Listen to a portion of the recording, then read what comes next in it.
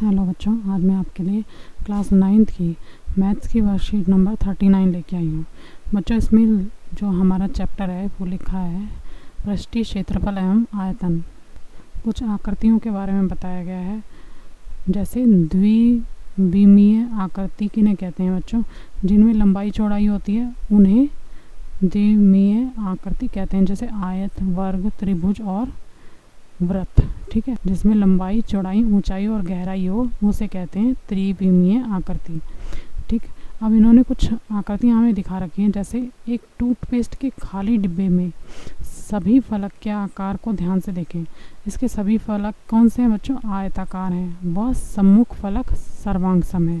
सर्वांगसम फलक वो होते हैं जो एक दूसरे को अगर हम ढक दें, कोई भी सर्वांगसम चीज़ होती है बच्चों, अगर दो त्रिभुज हैं वो जब सर्वांगसम होंगे, अगर हम एक के ऊपर एक को रख दें वो पूरी तरह से आपस में ढक जाएं, उसे सर्वांगसम कहते हैं। ठीक है, अगर हम दो गणित की किताबें ले लें और उनको एक के ऊपर एक रख दें तो दोनों किताबों का साइज़ एक ही होगा, तो वो आपस में ढक जाएंगी।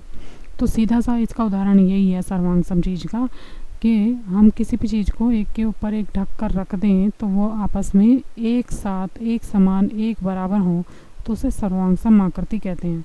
चाहे वो किसी आयताकार चीज़ की हो, चाहे वो किसी घनाभ की हो। ठीक बच्चों, जैसे इसमें टूथपेस्ट का डिब्बा दिखाया गया है, वो भी अगर दो टूथपेस्ट के साइज़ एक होंगे तो आप उसमें वो सर्वांगसम होंगी। ठीक है, इसी तरह डिब्बे के सभी फलक अगर वर्गाकार हैं तो वो सर्वांगसम है।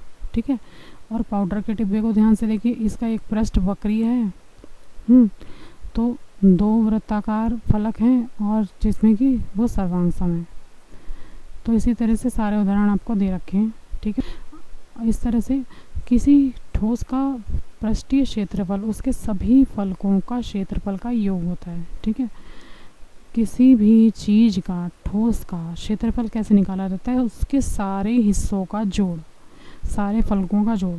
किसी ठोस का पृष्ठीय क्षेत्रफल दर्शाने के लिए हम वर्ग इकाई का उपयोग करते हैं। जो इसका आंसर आता है ना पृष्ठीय क्षेत्रफल, उसका आंसर आता है बच्चों वर्ग इकाई। ठीक, किसने दिया है? किसी त्रिविमीय वस्तु द्वारा घिरी हुई जगह उसका आयतन होता है।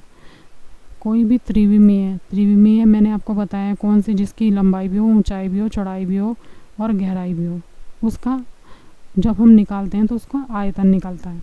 ठीक है, किसी ठोस का आयतन दर्शाने के लिए हम घन इकाई का प्रयोग करते हैं, यानी कि जब इसका आयतन निकलेगा तो उसकी घात 3 होगी।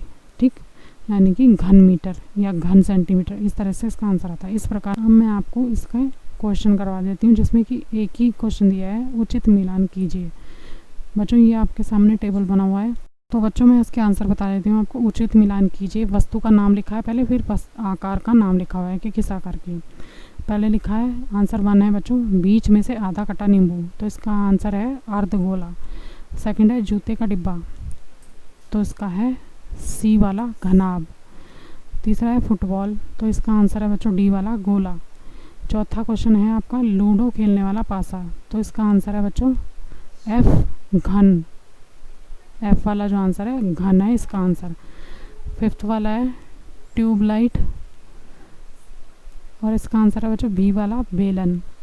और लास्ट है 6th वाला आइसक्रीम और इसका आंसर है ए शंकु। ठीक है बच्चों, तो ये थी आपकी आज छोटी सी वर्कशीट। ठीक है बच्चों, अगर आपको मेरा वीडियो पसंद आया तो प्लीज़ मेरे चैनल को लाइक करना, सब्सक्राइब करना। Thank you very much.